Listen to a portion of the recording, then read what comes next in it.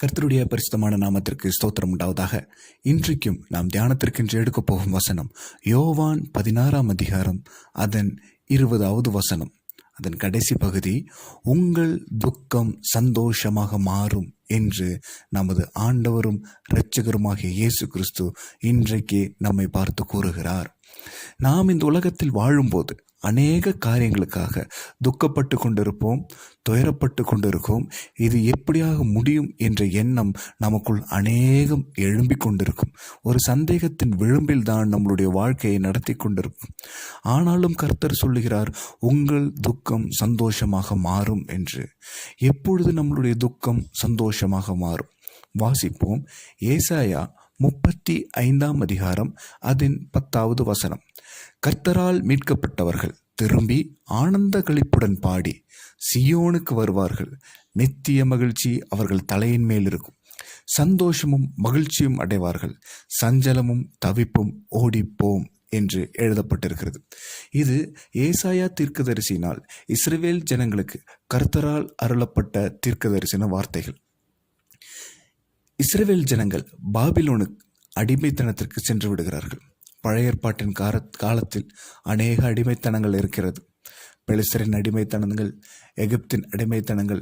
எப்பொழுதெல்லாம் ஜனங்கள் தேவனை விட்டு பின்வாங்கி போனார்களோ அப்பொழுதெல்லாம் கர்த்தர் ஒரு கூட்டத்தை எழும்பச் செய்து இஸ்ரவேல் ஜனங்களை அடிமையாக்கிவிட கர்த்தர் அனுமதித்து விடுவார். திரும்ப எப்பொழுது கர்த்தரை அறிந்து கொண்டு கர்த்தருக்கு நேராக இஸ்ரவேல் ஜனங்கள் திரும்புவார்களோ அப்பொழுது அவர்களை இரட்சிக்கும்படி கர்த்தர் அந்த அடிமைத்தனத்திலிருந்து விலக்கி மீட்டு கொண்டு வருவார்கள். அதே போலதான் இங்கேயும் வாசிக்கிறோம், கர்த்தரால் மீட்கப்பட்டவர்கள் திரும்பி என்று. இப்பொழுது அடிமைத்தனத்தில் இருக்கும் ஜனங்களை கர்த்தர் திரும்ப விரும்புகிறார். ஏனென்றால் அவர்களுடைய அடிமைத்தனத்தில் இருக்கும்பொழுது அவர்கள் கர்த்தரை அறிந்து கொண்டார்கள். இன்றைக்கும் இந்த உலகத்தில் நாம் அநேக அடிமைத்தனத்தில் இருந்திருப்போம்.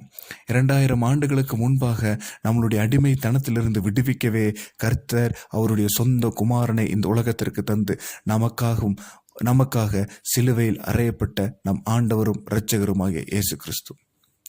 இவருடைய வெளியேறப்பெற்ற ரத்தத்தால் கர்த்தர் நம்மை மீட்டு கொண்டார். நாம் இப்பொழுது கர்த்தரிடத்திற்கு திரும்பி இருக்கிறோம். நம்மளுடைய வாழ்க்கையில் என்ன பாரமாக இருந்தாலும், என்ன துக்கமாக இருந்தாலும், இன்று கர்த்தர் இயேசு கிறிஸ்துவின் நாமத்தினால் அந்த துக்கங்கள் யாவையும் சந்தோஷமாக மாற்றி தந்திருக்கிறார். ஹல்லேலூயா. பேதுருவின் வாழ்க்கையில் அவன் படகு வெறுமையாக இருந்தது. ஆனால் இயேசு கிறிஸ்து அந்த படகை கண்டு அதில் ஏறி பிரசங்கிக்க தொடங்கினார். இப்பொழுது பேதுருவை பார்த்து ஆழத்திலே வலையை போடுங்கள் என்று சொல்கிறார். மீன்கள் நிரம்புகிறது. எப்பொழுது இயேசு கிறிஸ்து பேதுருவின் வாழ்க்கையில் வந்தாரோ அப்பொழுதே அவனுடைய குறைவுகள் எல்லாம் நிறைவாய் மாறுகிறது. எப்பொழுது ஆண்டவர் இயேசு கிறிஸ்து யவீருவின் வீட்டிற்கு சென்றாரோ அப்பொழுதே அவனுடைய மகளின் மரணத்தை கர்த்தர் மாற்றுகிறார். அந்த மகள் இப்பொழுது உயிரோடு எழுந்திருக்கிறாள்.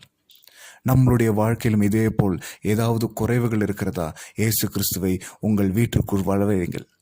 எப்படி பேதுரு படகை கர்த்தராக இயேசு கிறிஸ்துவுக்கு கொடுத்தாரோ அதே போல் இன்றைக்கும் நம்மளுடைய வீட்டை இயேசு கிறிஸ்துவுக்காக திறந்து கொடுங்கள். உங்களுடைய உள்ளத்தை திறந்து கொடுங்கள். உங்கள் குறைவுகள் எல்லாம் கிறிஸ்தேசுவுக்குள் மகிமையிலே நம் கர்த்தர் நிறைவாய் மாற்றி தருவார். எனவே நம்மளுடைய வாழ்க்கையில் எதை குறித்தாவது இன்று துக்கித்து கொண்டிருக்கிறீர்களே, ஆனால் கவலைப்படாதீங்க, பயப்படாதீங்க, திகையாதீங்க. எதுவாய் இருந்தாலும் நம்முடைய மீட்பர் இயேசுவின் நாமத்தினால் இன்றைக்கு அந்த துக்கம் உங்களுக்கு சந்தோஷமாக மாறி. இது கர்த்தருடைய வார்த்தை. எனவே சந்தோஷத்துடனே கர்த்தரை ஆராதிப்போம். ராஜ்யத்திற்காக காத்திருப்போம். பரலோக ராஜ்யத்தில் சேர்த்துக் கொள்ளப்படுவோம்.